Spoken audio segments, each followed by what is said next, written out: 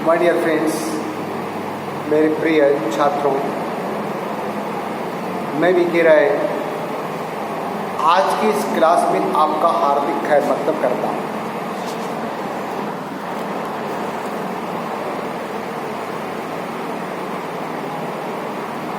मेरे प्रिय छात्रों, कल तक के क्लास में आपने क्षितिज बुक का अध्ययन किया था। आज हम कृतिका की तरफ हैं, जो आपकी सहायक पाठ्य पुस्तक है, और उस कृतिका का चैप्टर माता का आंचल शीर्षक से आपके सामने मुखातिब है। आपको ये जानकारी लेनी है कि माता का आंचल जो चैप्टर है, इस चैप्टर हमें क्या दर्शा रहा है। सबसे पहले तो आपने ये देखा, माता का आंचल शीर्षक ही ये बतला रहा है कि इस शीर्षक में कहीं ना कहीं एक माँ के प्यार की झलक दिखाई दे रही हो। ये शीर्षक हमें ये बतला रहा है कि माँ के आंचल के स्नेह की तुलना कहीं से दी नहीं जा सकती। वास्तविकता है, पिता या परिवार का अन्य कोई भी प्रियजन घर के बच्चों के साथ अपना वात्सल्य की छटा बिखेरता है। बच्चे का सबके साथ जुड़ाव होता है, सबके स्नेह का वो प्रतिभागी होता है। फिर भी दुनिया में माँ की ममता की तुलना किसी अन्य प्रेम से नहीं की गई। हमारे वेदों और पुराणों ने भी इस बात को दर्शाया है कि जननी जन्म भूमिश्च स्वर्गादपि गरीयसी। स्वर्ग से भी बढ़कर के बतलाया गया है अपनी माँ को, और दूसरी माँ जन्म, अर्थात जननी और जन्मभूमि स्वर्ग से भी बढ़कर। वास्तविकता भी अपने गर्भ में 9 माह तक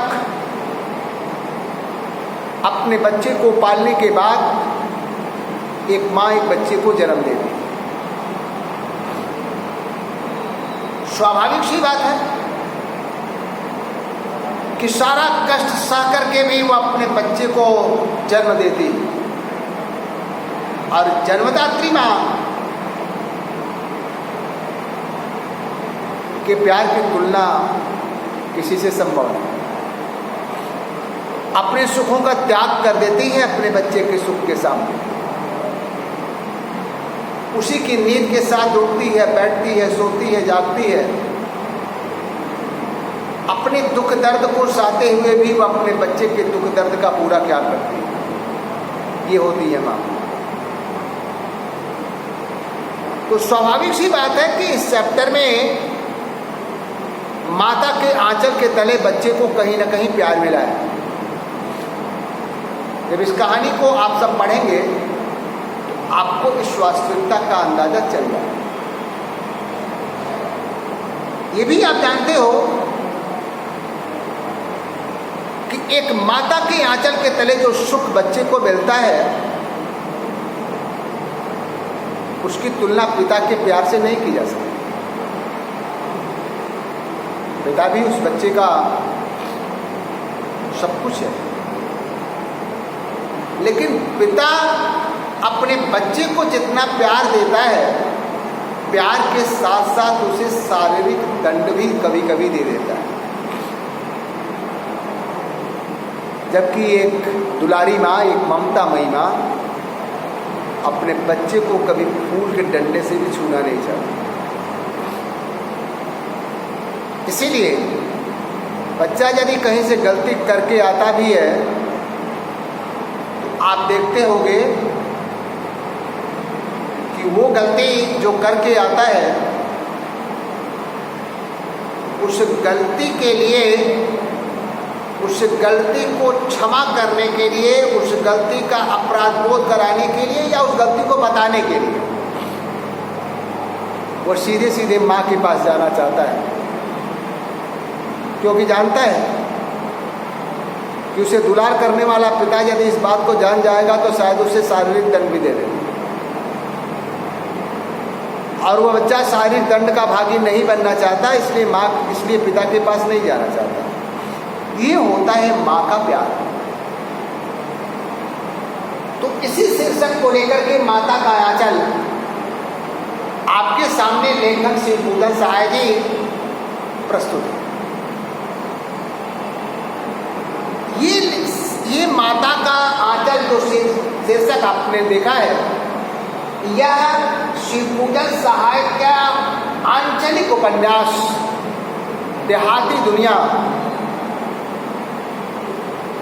का एक अंश है, अर्थात उनके देहाती दुनिया उपन्यास से ये एक अंश लिया गया है जिसका शीर्षक लिया गया है माता का आंचल।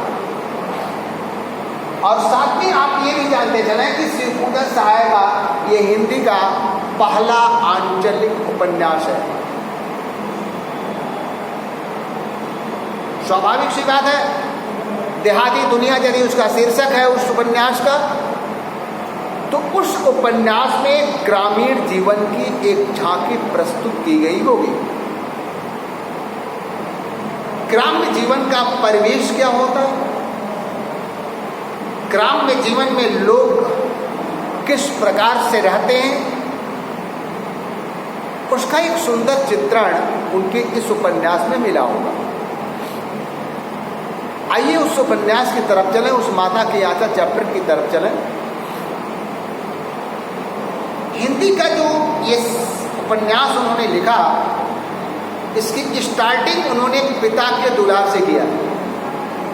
शीर्षक तो दिया माता का आंचल, लेकिन इसका कथानक का जो प्रारंभ उन्होंने किया वो पिता के दुलार से किया। क्यों किया अभी आप जान जाओगे। माँ और पिता की एक तमन्ना होती है कि मेरा बच्चा जब बड़ा होगा तो वो एक सुसंस्कारित बच्चा हो, उसके अंदर सुसंस्कार का भाव दिखलाई पड़े। दूसरा, यदि परिवार का माहौल धार्मिक प्रवृत्ति का है तो उस बच्चे के अंदर भी धार्मिक संस्कार पड़ सके। ये माता पिता का अधिक जोर होता है, और इसमें पिता का रोल थोड़ा सा अधिक इसलिए होता है कि यदि वो धार्मिक विचारों के होते हैं तो वो निश्चित रूप से ये चाहते हैं कि मेरे बच्चे के अंदर एक अच्छा संस्कार बने, क्योंकि बच्चे के संस्कार को जब समाज में देखने को मिलता है तो सबसे पहले पिता का नाम जुड़ता है। या किसका बेटा है या किसकी बेटी है, लोग माँ का नाम नहीं बतलाते उसमें पिता का नाम प्रथम होता है, फला का बेटा। इसलिए हर पिता की चाहत होती है कि बच्चे के अंदर वो एक अच्छे संस्कार डाले। यहाँ तो जो बच्चा है उसके पिता खुद एक धार्मिक प्रवृत्ति के इंसान। कहानी में लेखक ने जिस बच्चे को अपना नायक बतलाया है, जिस बच्चे के इर्द गिर्द पूरा वो कहानी घूम रही है, उस बच्चे का नामकरण उस कहानी में भोलानाथ के रूप में किया गया है। भोलानाथ के ऊपर ही वो पूरा चैप्टर है। भोलानाथ बच्चे का उपनाम था जो उसके पिता के द्वारा दिया गया था। बच्चे का वास्तविक नाम तारकेश्वर नाथ। तारकेश्वर नाथ को पिता दुलार में भोलानाथ कहा करके पुकारते थे। बच्चा भोलानाथ अपने पिता के संग ही उठता था, बैठता था, सोता था, भोजन करता था, खेलता था। पिता भी उसे अपने साथ साथ रखते थे, अपने पास ही बच्चे को सुलाते थे।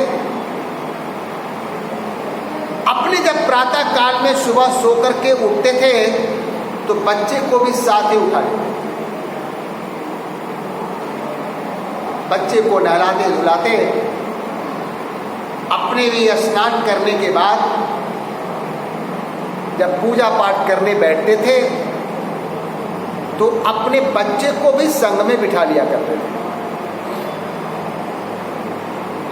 अपने बच्चे को संग में बिठाते थे, उसे भी भगवान की आराधना के साथ जोड़ते थे। बच्चा यदि वहां थोड़ा बहुत चहलकदमी भी करता था, जैसा कि बच्चों का स्वभाव होता है, तो पिता उस पर कोई ध्यान नहीं देता। कुछ क्षण तक भोलानाथ हाथ जोड़ के बैठा रहता, फिर बाल स्वभाव के अंतर्गत वो वहीं मुस्कुराता खेलता। लेकिन फिर भी पिता नाराज नहीं होते, क्योंकि वो अपने संग बिठाते थे तो जरूर सोचते थे कि बच्चे के अंदर कुछ न कुछ इसके संस्कार जरूर पड़ेंगे। पूजा पाठ करने के बाद पिता की नित्य की एक दिनचर्या थी कि वह कागज के कुछ टुकड़ों पर, कागज के कुछ पुड़ियों पर, कागज पर कुछ नाम लिखते थे और कागज की 500 छोटी राम नाम लिखते थे और कागज की उन राम नाम की 500 पुड़ियों को वो एक आटे की गोलियों में डालते रहते थे। इस प्रकार आटे की लगभग 500 गोलियां वो तैयार करते थे और उस आटे की 500 गोलियों को लेकर के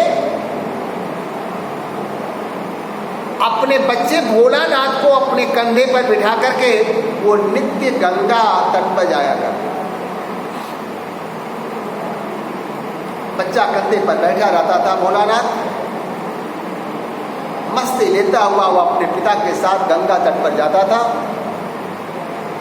पिता गंगा तट पर जाकर के उन आटे की गोलियों को प्यार से मछलियों को खिलाया करते। उस राम नाम लिखी हुई कागज की पुड़ियों, और ऐसा करते हुए उन्हें बड़ा आनंद मिलता है। बच्चा भोलानाथ भी इन सारे दृश्यों को बड़े प्यार से देखता था। आटे की गोलियों को खिलाने के बाद जब वो घर की तरफ लौटते थे तो रास्ते में एक आम का पेड़ पड़ता था। उस आम के पेड़ पर बच्चे को कुछ देर के लिए बिठाते, बच्चा उस आम की डाल पर कुछ देर तक उछलता कूदता था।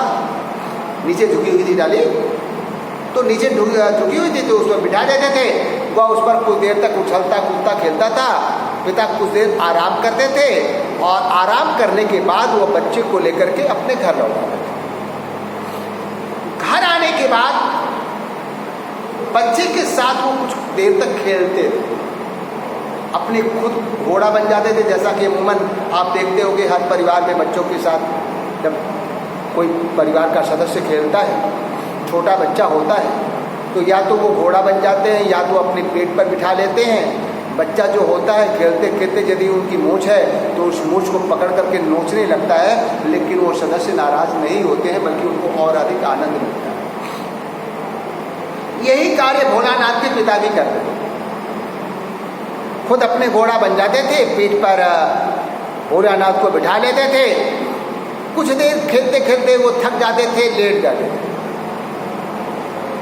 बालक भोलानाथ बड़ा हंसता था, हंसते हंसते कभी उनकी मूंछों को उखाड़ लेता था और उसके बाद ऐसा प्यार करते हुए वे खेला करते थे।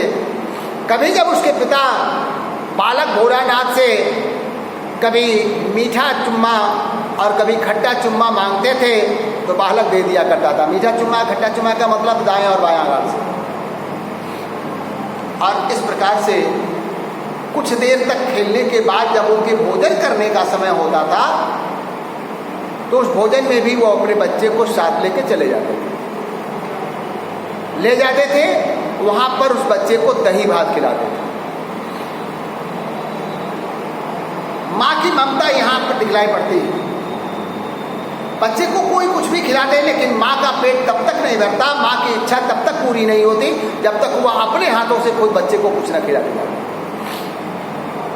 और देखते होंगे आप कि जब परिवार का कोई सदस्य बच्चों को कुछ खिलाता है और बच्चा खाने में आनाकानी करता है तो लोग उसे खिलाना बंद कर देते हैं। लेकिन माँ जब अपने बच्चे को खिलाती है और बच्चा जब आनाकानी करने लगता है तो वो खाने के कुछ कौरे बनाती है छोटे छोटे, और उसका नामकरण कर देती है। ये मामा का कौरा, ये नाना का कौरा, ये दादा का कौरा, ये दादी का कौरा, इत्यादि इत्यादि। और इस प्रकार से वो विभिन्न यत्न करके बच्चे को खिलाती पिलाती है, और बच्चा भी नाना मामा दादी दादा का नाम सुन करके उस कौरे को प्यार से खाता जाता है। और कितना वो खा लेता है बच्चे को पता नहीं चलता, कितना माँ खिला ली माँ को पता नहीं चलता। माँ को पता तब चलता है जब सारे कौरे को खिला चुकी हो। ये होता है माँ का प्यार। इतने प्यार से वो अपने बच्चे को खिलाती है। बच्चे को खिला पिला करके हर माँ का स्वभाव होता है, माँ जानती कि अब बच्चा हमारा कहीं खेलने जाए तो वह उस बच्चे को काजल लगाती है, उसे कपड़े पहनाती है, उसे चोटी खोलती है। उसके इस क्रियाकलाप में बच्चा रोने लगता है। यही हाल भोलानाथ के साथ भी था। भोलानाथ भी ऐसा ही करता था, वो भी रोने लगता था। वहीं पास खड़े भोलानाथ के पिता सारे दृश्य को देखते थे, लेकिन वो बच्चे को गोद में तब तक नहीं उठाते थे जब तक बच्चे का पूरा साज सज्जा माँ न कर ले। जब माँ पूरा उसे तैयार कर लेती थी तो उस रोते हुए बच्चे को पिता अपने कंधे पर बिठा करके लेके घर के बाहर निकल पड़ा। रोता हुआ बालक आंख मलता हुआ बाहर जैसे ही जाता था, सामने जो सड़क थी उस सड़क पर देखता दृश्य रहता था कि बालक भोलानाथ के दोस्त उसे खड़े खड़े इंतजार कर रहे थे कि बालक भोलानाथ जल्दी आओ, खेलने चला जाए। अमूमन आपने देखा होगा कि बच्चों का स्वभाव बड़ा निराला होता है। बच्चे अपने दोस्तों को देखकर अपना रोना गाना सारा दुख दर्द भूल जाते हैं। जिसकी गोद में रहते हैं उसकी गोद से मचल करके, उसकी गोद से उतर करके फिर और अपने दोस्तों के पास जाना चाहते हैं। यही हालत भोलानाथ के साथ भी था। भोलानाथ जैसे ही अपने पिता के साथ बाहर आता है, अपने बच्चों को अपने दोस्तों को अपने सामने देखता है, पिता की गोद से उतरकर तुरंत वह भाग करके अपने दोस्तों के पास चला जाता है। फिर आगे क्या होता है, ये बातें आपको अगली क्लास में फिर हम आपसे बात करते हुए बताएंगे। तब तक के लिए ओके, गुड बाय।